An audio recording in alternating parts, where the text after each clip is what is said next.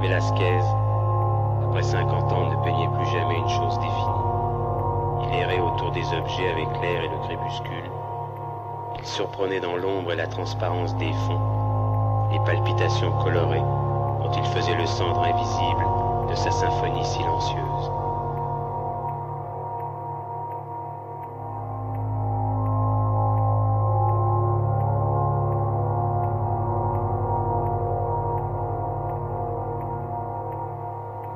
Il ne saisissait plus dans le monde que les échanges mystérieux qui font pénétrer les uns dans les autres les formes et les tons par un progrès secret et continu dont aucun heurt, aucun sursaut ne dénonce ou n'interrompt la marche. Madame, monsieur, bonsoir. Une rave party. De violents affrontements ont éclaté. Une partie des rêves se déroule dans un cadre légal, mais certains rêveurs préfèrent la clandestinité. Clandestinité, clandestinité, clandestinité, clandestinité.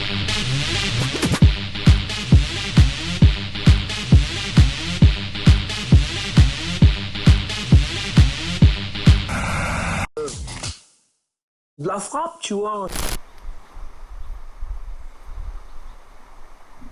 Excusez-moi, je me permets de vous interrompre une minute puisque je crois que ça n'a pas été très clair ce qui vient de se passer. Je vais vous emmener avec moi voir un collectif qui organise des raves techno. Bon, alors je pense que j'ai pas besoin de vous faire un dessin ou un graphique ou quoi que ce soit pour vous décrire ce que c'est que la techno. En tout cas, le genre musical. Bon, je vais vous faire un petit graphique. Voilà. Mais vite fait, hein.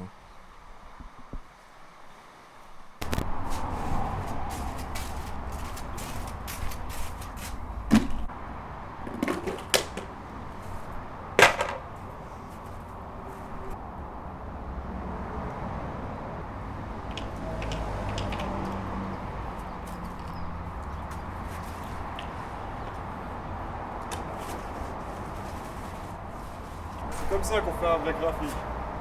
PowerPoint, c'est pour les petits joueurs.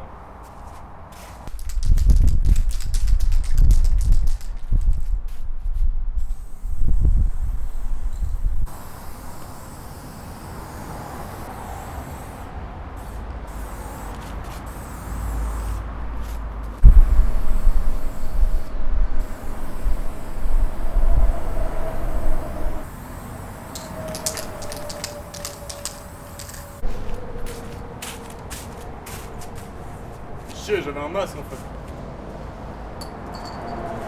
Ah, j'ai en chopé 5 cancers, minimum.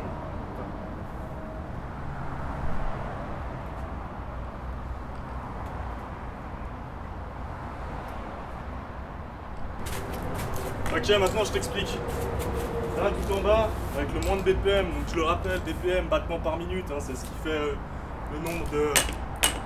par minute, de boum boum. Bon, là, tout en bas, on a la dub. La dub qui tourne aux environs de, je dis des conneries, allez, 60 BPM, tu vois. Là, ça fait boum, boum, ça se rapproche du reggae. Ici, au milieu, on va dire que c'est la techno. Tech. Diminutif, tech. Ok? Tech. C'est la tech. Et là, tout en haut, on a quoi? On a le hardcore. Ok. Voilà. Hardcore. Et le hardcore, on va pas en parler. Ça non plus, le dub, on va pas en parler. Nous, on va se concentrer sur la tech. Au petit cercle, la tech. Donc ouais. On va dire 60. B, M. 120. Et ouais, 160, 200. Là c'est pour généraliser, parce que là faut pas oublier qu'il y a aussi des sous-genres, de sous-genres. Donc là c'est pour généraliser. Allez, maintenant en voiture Simone. Not a rebel, I'm slinging crack or cocaine. This is code a second, plenty cognac and major pain. Not the drill sergeant, but the Donc là, ce qui va se passer, c'est qu'on va gentiment se diriger sur le terrain, à peu près par là-bas, suivre le montage, le pendant, le après. Après, tu te doutes bien de ce qui va se passer, quoi. Ça va taper du pied, ça va trembler, ça va peut-être saturer un petit peu. Non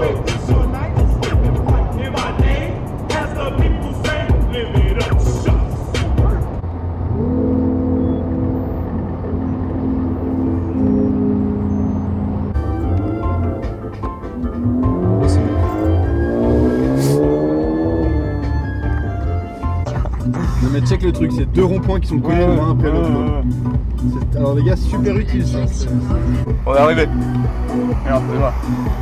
Ah, je sais pas si tu vois. Ouais, on est. Ouais, là. On est quasiment arrivé. Normalement, là-bas à gauche. Voilà. Ouais, plus ça. Non, là-bas. Ouais, là, juste là, ils sont tous là.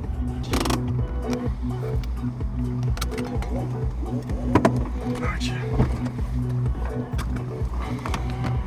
La suite se passe à pied. On va suivre le guide. Ce guide-là. On va voir la magie opérée maintenant.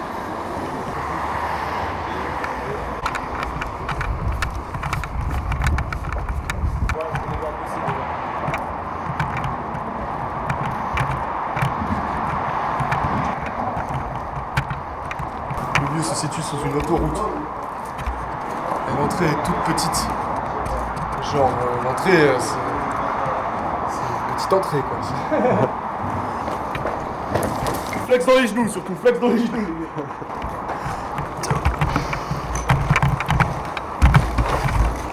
Voilà, pour l'équipe technique, c'est galère.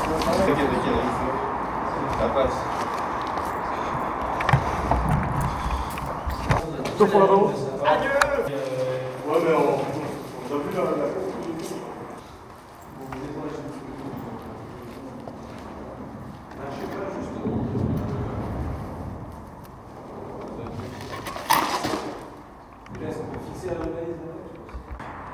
Je vais le montrer.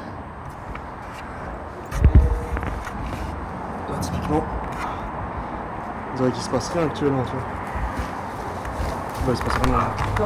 Tu vas voir après.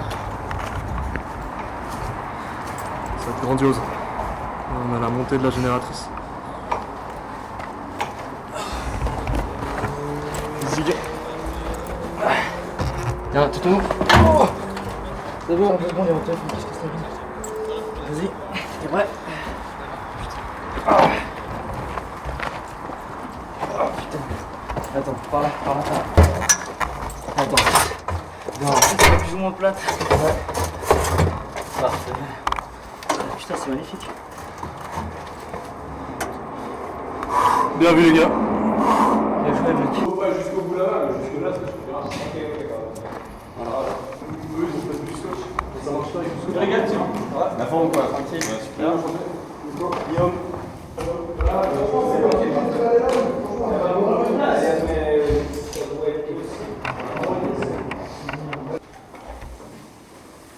C'est un braqueur parisien qui se faufile dans les murs. Ouais, technique. Donc là, on va aller au coin régie. Le coin régie de la soirée, là. Et puis, c'est quoi le coin régie, monsieur? Moi, je connais pas. C'est là où on stocke le stuff. C'est là où on gère à peu près le son à distance. C'est là où on observe les choses d'en haut. Parce que c'est en bas que ça va se passer au niveau du son. C'est quand DJ va se passer par là. Ce qu'il faut savoir avec le coin régie, c'est qu'il faut les trois. Oh putain. Oh, désolé mec. Je t'ai enterré la main. T'inquiète. Voilà. Avec notre matos stocké ici. J'ai mis le bon code. Ça me mettait faux password. La chaise du régisseur. Je te jure. Puis à partir de là, on va redescendre les gars.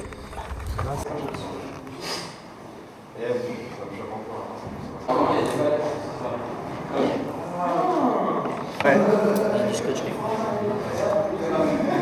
Yes, parfait, hein, à toutes. Si.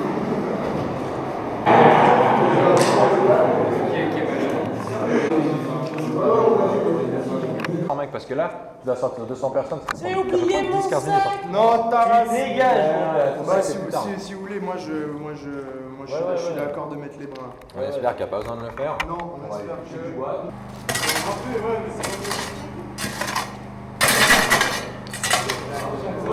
Juste que tu la formates, c'est le même truc de forme.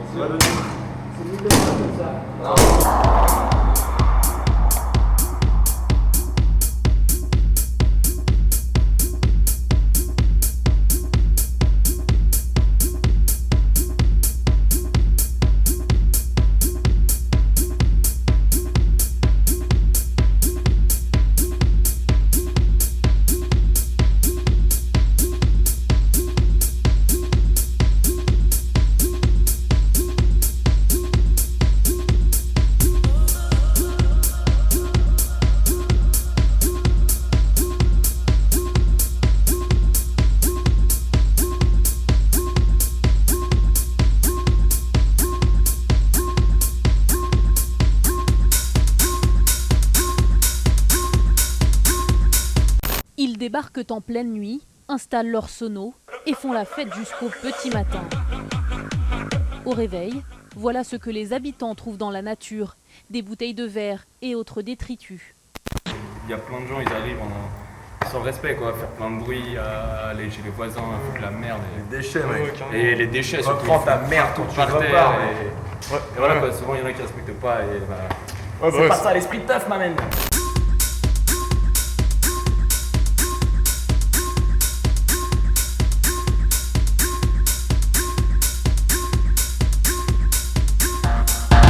Diogo, pourquoi on fait ça?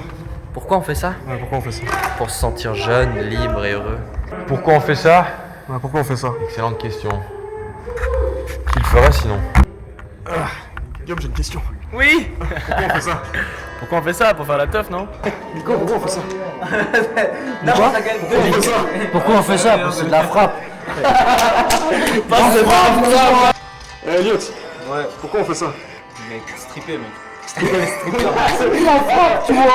Pourquoi on fait ça? Pourquoi on fait ça? Parce qu'on kiffe, mec. On kiffe arriver, tu vois, on kiffe faire kiffer les gens. Et on kiffe avec la famille se prendre la tête pour ranger le matos.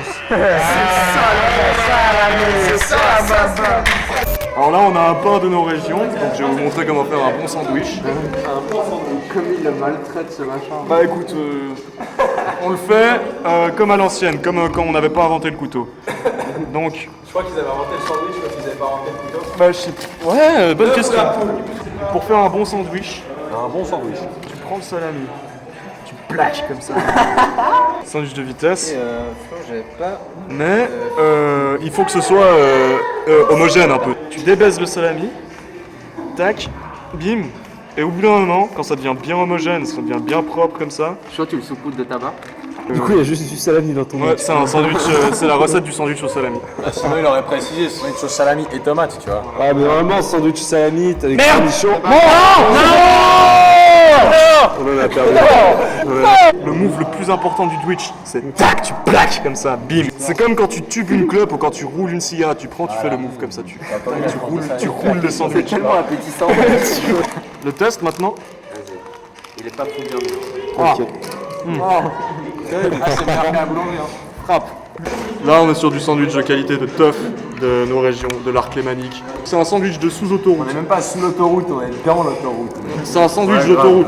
C'est pas un sandwich, en fait, c'est une pizza. Oh putain, bâtard. Ouais, c'est chaud. C'est faciès quand tu croques dans ces machines. Il fait un sandwich jambon Samsung. Mesdames et messieurs, Chose qui commence à prendre forme petit à petit. Ouais, il faut. Comme on peut le voir.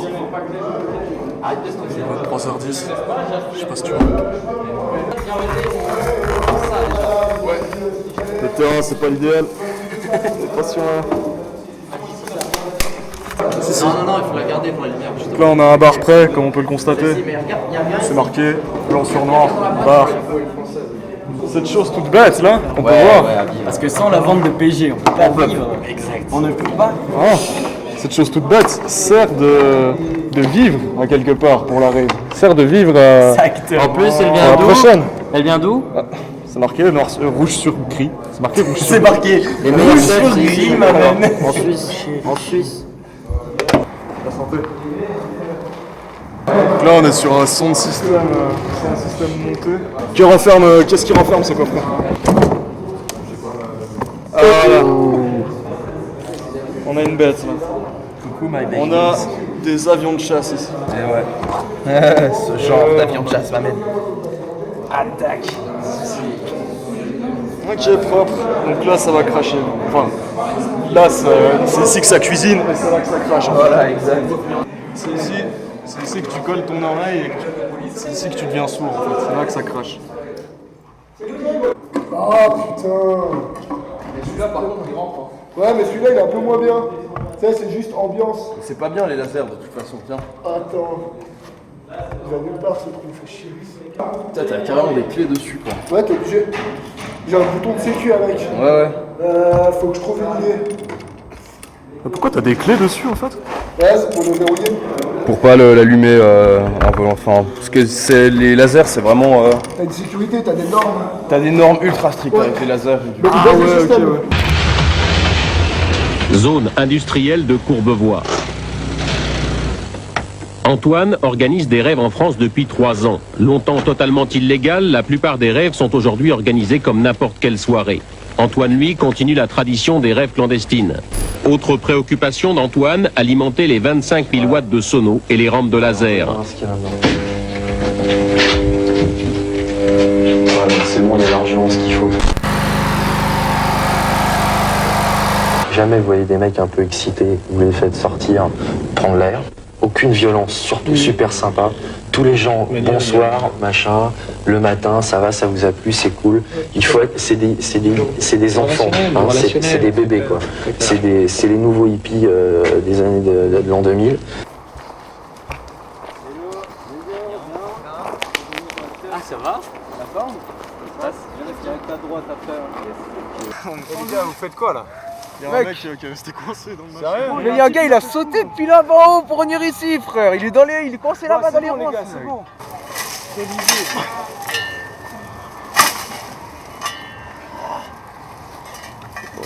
Donc là, on a un mec qui a sauté depuis un endroit improbable pour accéder à la rave. C'est l'endroit où nous. Ah ouais, non, mais c'est l'endroit où il fallait pas passer.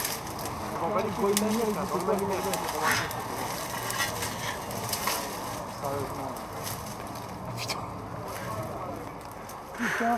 Je veux jouer, gros. Allez, frère. Tranquille, hein. Merci beaucoup. Ouais, mais normal, mec. Non, je fais plus je jamais connais ça. pas et vous m'avez aidé. Ouais, gros. Vas-y, allez, hop. Mais qui a planté ces putains de ronces?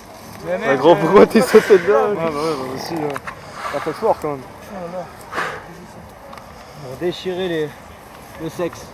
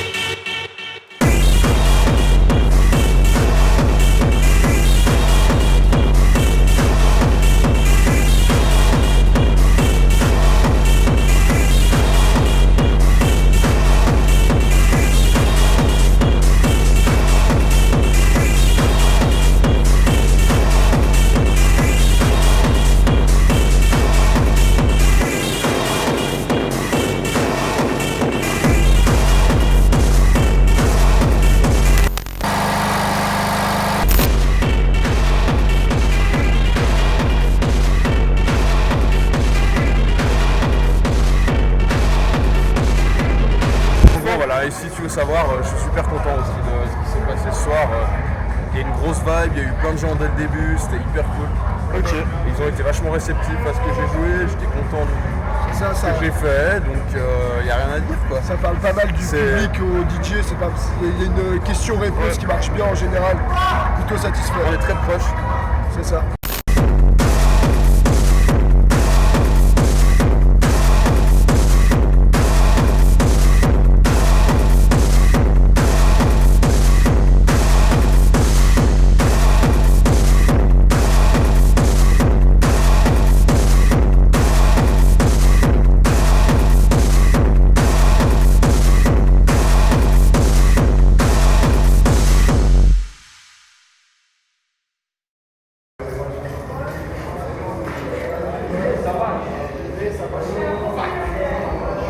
On valide. Belle perf. pour fêter ça, roulage de clope. Tu veux que je te fasse un tuto? Là, tu vois, tu prends le papier, tu roules, bim, bam, tac, bim, ouh, tac, bim, hop, bang. Fin de soirée. C'est mon grappe fruit. Orange. Ouais, on fait quand là? Vous auriez un verre d'eau pour le mec qui se sent pas bien là-bas?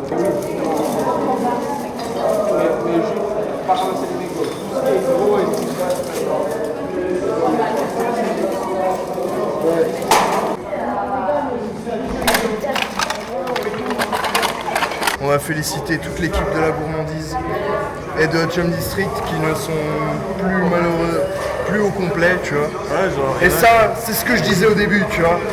Ce qui nous fait kiffer, mais pas trop, tu vois. Genre, là, on va pas kiffer parce qu'on sera genre 3, tout au plus. Non, quand même, on est 5 de Chum, tu vois.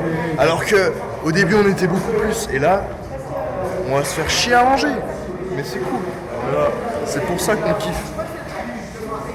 C'est pour picoler après et se rendre compte que bah, on fait ça pour nous, quoi. On a eu de la chance ce soir. Tout s'est passé comme on voulait, plus ou moins. Moi je suis éclaté. Je le dis cache à votre caméra, je m'en bats les couilles si c'est cut ou pas. Je suis niqué. Santé. Satisfait du... Satisfait, oui. J'ai un peu peur pour l'ampli qui est peut-être mort, mais sinon, oui. Ok. Dans l'ensemble, ça va. Excellent. Voilà, un petit aperçu. Donc c'est aperçu de ce qu'on peut faire avec très peu, mais avec du bon résultat, du très bon résultat. Ciao le spot, c'est un plaisir.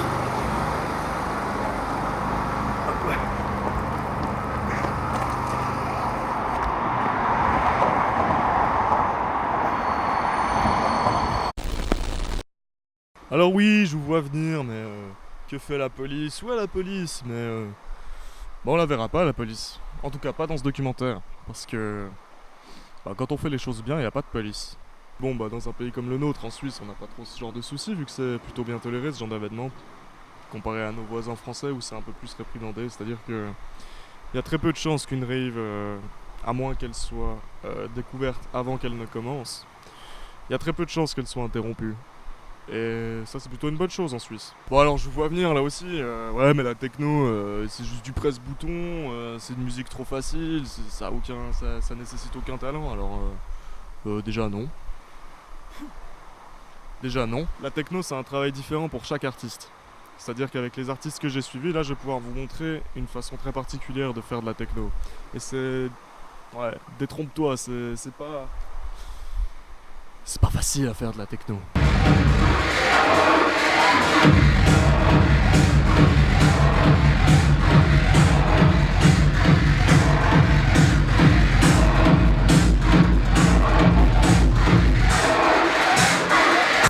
Comment on se retrouve les gars entre une rave et un club? Bah écoute, on commence dans la forêt, et puis au bout d'un moment on finit dans un club, les choses se passent. Vous avez une façon de mixer, bon là on est dans un lieu plus sécurisé, mais vous faites pas la même chose en rave qu'en club. Là on est sur du live donc, puis donc en fait c'est quoi la différence en gros? En gros la différence c'est que nous en live on reconstitue, enfin on crée la musique plus ou moins sur le moment en vrai avec plusieurs instruments qu'on a à disposition et on le recrée à chaque fois un peu d'une manière différente. On a certains bouts de son, par exemple des petites boucles qu'on reprend des tracks que nous on a fait pour pouvoir jouer un peu nos morceaux mais de manière différente que si on les jouait pour un DJ set où elles sont produites, on peut pas y toucher. Là bah, on va réussir à amener un regard différent par rapport à notre travail qu'on fait déjà d'habitude. Un live c'est ta musique alors qu'un DJ set 90% du temps c'est la musique des autres, tu vois. Un DJ set tu vas jouer des disques que t'as kiffé, que t'as acheté, etc. Donc c'est la musique qui existe déjà, tu vois. Et toi t'en fais quelque chose avec cette musique, tu vois. C'est genre ta matière avec quoi travailler, c'est de la musique qui existe déjà, tu vois. Alors que nous la matière avec laquelle on travaille c'est genre plus ou moins rien, tu vois. Il faut se monter un setup. Une fois que tu as un setup efficace qui te permet de faire ce que tu veux, tu peux créer la musique dans l'instant, tu vois. Et nous, c'est ça qu'on fait, quoi. Puis les clubs, ils s'adaptent bien à comment dire, à l'ambiance underground, rave qu'il y a par exemple dans un, comme on a vu la dernière fois, dans un dessous d'autoroute ou dans une forêt. Est-ce que l'ambiance elle se recrée la même chose dans un club? Est-ce que les clubs s'adaptent bien au mouvement en fait? Dans la musique, dans les moyens qu'ils ont à disposition, tu vois, genre on pourra pas jamais faire un club fumeur à moins de machin, enfin c'est tous des petits détails, tu vois, c'est genre le fait qu'il n'y ait pas de sécurité, c'est une bonne et une mauvaise chose dans une teuf, tu vois, ça veut dire que c'est une bonne chose dans le sens où si tout se passe bien, tant mieux pour notre gueule, tout le monde se sent free, c'est la teuf, s'il y a une merde c'est chiant, tu sais. Du coup genre en club t'as cette espèce de sécurité bien, ou alors qu'en teuf t'as cette liberté de malade, et du coup bah ouais, les clubs ils s'adaptent bien, dépendant de là où tu vas, tu vois, ça nous arrivait d'avoir des mauvaises expériences avec des patrons de clubs qui sont pas ouf. Ça arrive, tu vois, c'est des clubs qui sont pas sur la même longueur d'onde que toi t'attends quelque chose, eux ils attendent quelque chose d'autre. Tant pis, ça arrive. Alors qu'une teuf, j'ai l'impression que c'est plus... Déjà il y a plus d'envie du public, tu vois, parce qu'il faut déjà y arriver à la teuf, tu sais. À partir de la porte de Champéret. Aucun des 2000 rêveurs attendus ce soir ne sait encore où exactement aura lieu la rêve. Ils l'apprendront au dernier moment en appelant le message qu'enregistre Antoine ou en écoutant certaines radios FM branchées rêve. Une bonne rêve doit être entourée de secrets. On a du mal à trouver, on a eu du mal à trouver. On a trouvé. Parce qu'on avait l'adresse exacte, parce que sinon... Heureusement que j'ai téléphoné avant. Alors qu'un club, des fois t'as des gens ils y vont par défaut parce que ah bah tiens c'est vendredi soir on va au club, tu vois. Alors qu'une teuf tu peux pas faire ça. Dans la vibe techno t'as 3 clubs qui gèrent la musique que tu peux aller voir en fait. Alors que si on avait plus une situation où t'as 10 spots autogérés à gauche à droite qui font chacun leur teuf, et genre tu peux servir beaucoup plus tous les publics, t'as à faire quelque chose de varié, t'as à faire quelque chose de libre. Ouais, en fait c'est en fait un peu le pourquoi on fait des choses dans les forêts, c'est pour l'autogestion, c'est pour le fait de pouvoir faire ce qu'on veut, enfin faire ce qu'on veut dans la sécurité et que tout se passe bien mais avec nos propres moyens, genre... Au final, on va être honnête avec Otium, avec notre association justement qu'on a créée avec nos potes, de base on voulait faire que des teufs légales, sauf que on s'est vite rendu compte que des endroits qui accueilleraient le genre d'événement qu'on propose, qu'il n'y en a pas tant que ça. Et sans avoir aucun nom ni rien, une grosse boîte comme le Zoo par exemple, où on aimerait bien faire des teufs, on n'y a pas accès encore comme il dit. Du coup, si on a vraiment envie de faire des teufs, il reste pas vraiment beaucoup d'autres choix que d'aller se chercher nous-mêmes les endroits où on peut aller les faire, essayer de sécuriser nous un maximum, ou d'aller en forêt où on sait qu'il y a peu de choses qui peuvent arriver, on limite un maximum les dégâts, mais c'est en grande partie parce qu'on n'a pas vraiment d'autres lieux pour le faire. T'as 2 choix, t'as soit faire une teuf en boîte, où là t'es invité par la boîte, tu payes juste l'artiste. T'as faire une teuf dans une salle que t'as louée où t'assumes tous les coûts, la sécurité, les autorisations, machin, blablabla, etc. C'est des coûts qui sont énormes pour des petites associations à gérer. Parce que l'État, ou n'importe quelle structure qui est en charge de ça, ils veulent des garanties. C'est-à-dire... on veut tant de sécu par tant de personnes qui seront présentes. S'il y a plus de tant de personnes présentes, il faut des samaritains qui sont payés à l'heure, sauf erreur. Enfin, c'est tout des frais. C'est pas qu'on veut pas les dépenser. C'est juste que c'est une quantité de paperasse et c'est une quantité de moyens à mettre en place qu'on peut bypasser, passer à côté, juste en prenant nos sonos, en allant se poser à un endroit où on s'en bat les couilles et on est là, vas-y, là maintenant on fait une teuf, là. Tu vois? Et c'est genre... Au final, c'est pas genre on a envie de dire nique et tout, on fait nos propres... Non, pas forcément. Ça peut juste être une manière de dire voilà, on peut faire une teuf calmement. C'est possible de faire une teuf sans avoir 18 sécu au mètre carré. C'est possible de faire une teuf vachement plus chill, dans un endroit un peu plus atypique que d'habitude, où tout se passe bien, où il n'y a pas de déchets, où il n'y a pas de blessés, où il n'y a pas de violence. Tout simplement, tu vois. Il y a des bunkers, plein de zones abandonnées, des vieux spots. Pourquoi pas attribuer ces endroits, rentrer en contact avec les proprios de ces gens-là. Nous, on vient en tant que petit con de 22 ans, 23 ans, on va parler à ces proprios-là, ils vont nous envoyer chier. Et si on avait une plateforme pour aller leur adresser la parole, et que ces mecs-là, ils avaient une manière de comprendre qu'ils ont quelque chose à en tirer, tu vois. Mettre à disposition un entrepôt, une grange, n'importe quoi. Ce mec-là, il se met toute la jeunesse de la région dans la poche. Tout le monde le kiffe après, tu vois. On va dire, ça, c'est le mec, il a rendu possible des teufs, tu vois. Intéressant, franchement, c'est en fait, c'est surtout une question de lieu, quoi. C'est surtout, ouais, c'est par-dessus tout une question de lieu. C'est une question de plateforme. Enfin, nous, on peut pas être pris au sérieux par notre âge. C'est une question d'âge et de lieu, en fait. Exact, voilà, c'est ça. Si on avait quelque chose qui nous légitimait pour venir, comme par exemple une entreprise d'événementiel qui aurait tant de budget, tu vois, machin, qui vient, qui dit je veux louer une salle et tout, ouais, ils ont toutes les garanties qu'il faut, y a pas de problème. Nous, on vient, on veut faire une grosse stuff, on vient, on vous dit on est capable de ramener 500 personnes. Ta salle, on la remplit, y a pas de problème. On se reverra dans votre studio pour parler de l'analogique et de tout ça. Ça vous va? Avec grand plaisir. C'est bim! On se retrouve dans le laboratoire. Laboratoire Seventh Row et WAV 909. Ici présent. Donc du coup là on est sur de l'analogique, Florian. Oui et non. Oui et non. Oui et non, analogue c'est un grand mot. C'est un mot fourre-tout un peu. Les gens ils ont tendance à penser que tout ce qui n'est pas un ordi est analogique. Et c'est pas le cas. Il y a plein de gens aussi qui romancent un peu la différence entre les deux, genre l'analogue sonne super bien, le digital c'est pas ouf, machin blablabla, etc. Enfin, moi je suis pas trop un gars du débat, tu sais. Ouais. Si tu regardes genre, bah voilà, ça c'est notre track, on fait la majorité de notre musique, même 99% de notre musique avec. Et si tu regardes là, tout ce qui est un écran, tu peux partir du principe qu'il y a un aspect digital dedans. Parce qu'un écran analogique, c'est l'époque de nos grands-parents, c'est les écrans à tube cathodique, etc. Tu vois. Tout ce qui est un écran, tu vois, genre ça c'est digital, c'est vraiment sound computer, c'est vraiment des sortes de mini-ordi qui processent du son, tu vois, en code binaire, 0, 1, tout ça. Ouais. Lui, pareil, il a un écran, il joue des samples, des fichiers wave qui ont été enregistrés, donc c'est pas de l'analogue non plus. Eux, ils utilisent aussi ce qu'on appelle une petite chip, c'est une Tinsy, c'est comme une sorte de micro-ordinateur aussi à l'intérieur. Donc, oui, c'est de l'analogue, mais pas vraiment, tu sais, enfin... C'est plus genre du hardware, tu vois, je veux dire, c'est genre... du hardware. Tu tournes des boutons, tu fais des trucs, tu sais. Donc t'as cette espèce de meilleur des deux mondes. Ouais. Où tu peux étendre, en fait, ce que tu pouvais faire avec l'analogique à l'époque, bah tu peux toujours le faire, mais avec beaucoup plus de possibilités que t'offre un digital qui est beaucoup plus stable qu'à l'époque, tu vois. À l'époque, t'as des mecs qui parlaient de faire du son avec un ordi en 2003, les gens ils rigolaient, ils se laissent tomber, si tu vas mettre 3 pistes sur ton projet, puis ton ordi va cracher, tu vois. Alors que là, maintenant, on a, tu vois, tout notre setup, il tourne sur notre petit laptop ici. Le truc, on l'a acheté il y a 1 ou 2 ans, et on peut se faire des projets à une centaine de pistes, et ça tourne, quoi. C'est beau, ça. Pouvoir tourner des boutons, c'est cool, quoi. Puis t'accèdes à des sons qui sont... En 10 minutes, tu vas faire un son là-dessus, enfin une sonorité là-dessus, que t'aurais peut-être mis 2 heures à faire sur l'ordi, tu vois.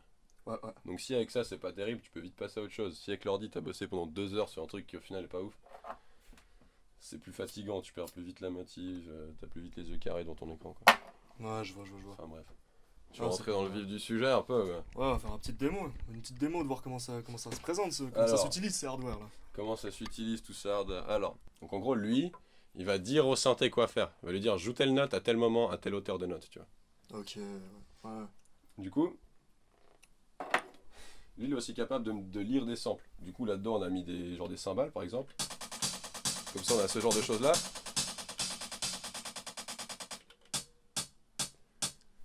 Là. Pareil ici.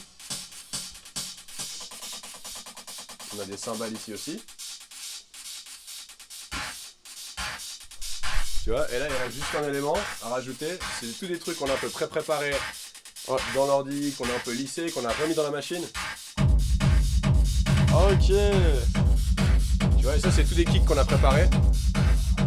Ultra charmé. Du coup, voilà. To make techno.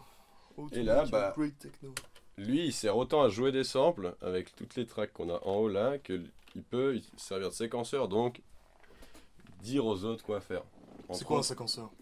Un séquenceur, c'est ce que je t'ai montré là, tu vois. Ça, c'est le séquenceur, ok. Ça, c'est un séquenceur. Ça veut dire ça te permet de dire quoi jouer quand, en fait. Ok, alors on va faire un truc en partant de rien. Là, tu vois, j'ai mon séquenceur qui tourne. Je mets pas de note dedans, du coup on n'entend rien. Dès le moment que je mets une note... Ok. Ouais. Du coup là c'est notre synthé qu'on a là, qui est composé de tous les modules qu'on a là-haut. Ouais. Et du coup bah ici je peux changer la hauteur de la note. Ok. Ok, du coup je peux...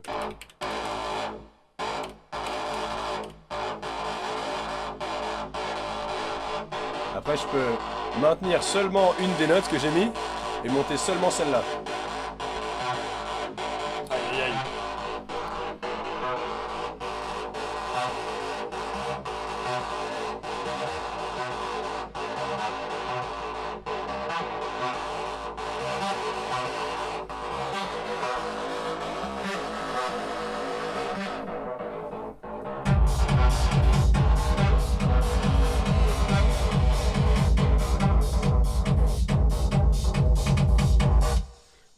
lui, en gros, ce qui est cool, c'est que tu peux stocker tout plein de patterns, tout plein de mélodies, de samples, de machins différents.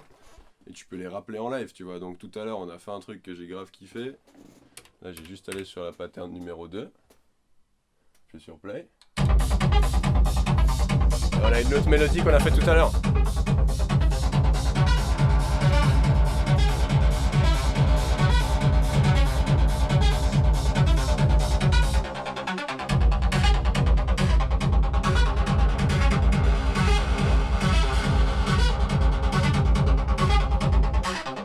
Du coup là tout ce qu'on entend c'est juste cette partie là de la valise, tu vois. Ok. Donc on a cet aspect là. Après on a lui qui a un tout ce machin là noir là, c'est un synthétiseur de percussion. Il peut faire plein d'autres choses mais principalement des percus. Il fait ce genre de truc là, tu vois.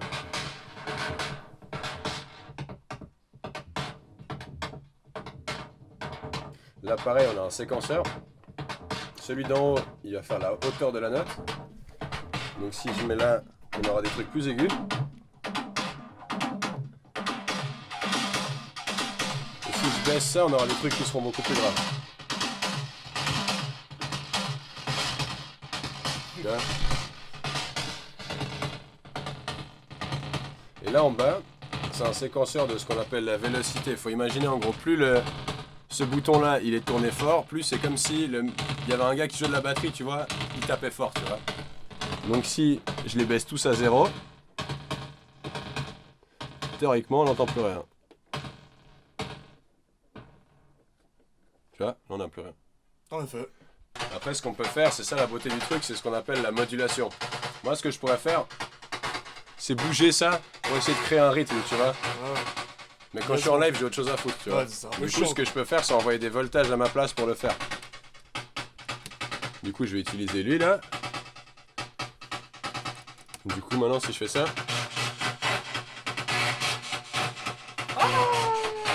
Il va enregistrer, en fait, le mouvement que je lui ai donné et va le répéter en boucle.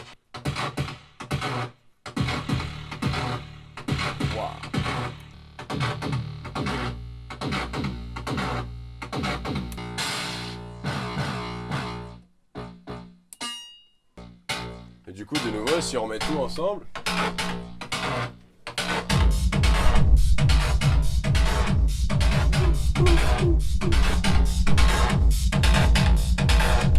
Du coup, au final, c'est assez random comme manière de faire de la musique, tu vois. Ouais.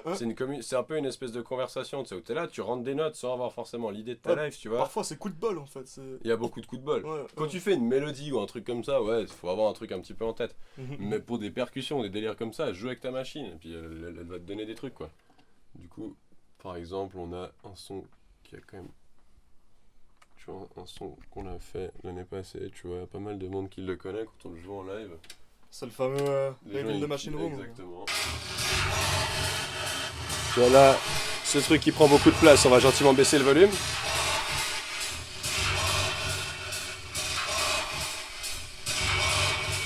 Jusqu'à l'enlever. Alors on sait ce qui va se passer.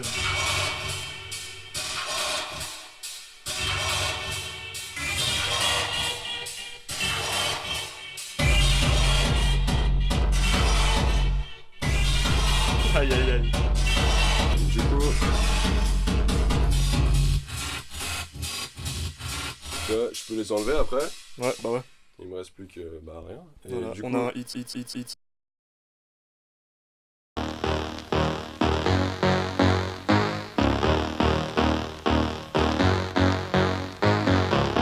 Une musique assourdissante, des lieux insolites. Ici, une usine désaffectée des environs de Londres. 2 ingrédients indispensables à la réussite d'une rave party. To rave, en anglais, c'est délirer, battre la campagne.